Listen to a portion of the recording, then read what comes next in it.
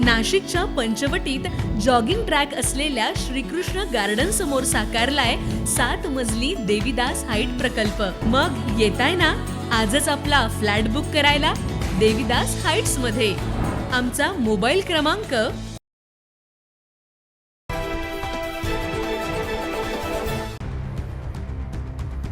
Massage spa सेंटरच्या नावाखाली सुरू असलेल्या एका अनैतिक व्यवसायाच्या अड्ड्याचा पर्दाफाश करत गुन्हे शाखेच्या पीसीबी एमओव्ही पथकानं काल मुंबई नाका परिसरातील मेट्रो झोन समोरील आरंभ स्पा सेंटरवर छापा टाकून 5 तरुणींची सुटका केली। या 5ही तरुणी दिल्ली, बिहार, कानपूर, मिझोरम आणि नाशिक अशा वेगवेगळ्या ठिकाणच्या आहेत। आरंभ स्पा सेंटरमध्ये परराज्यातील तरुणींकडून अनैतिक व्यवसाय करून घेतला जात असल्याचं या पोलीस तपासात निष्पन्न झालंय।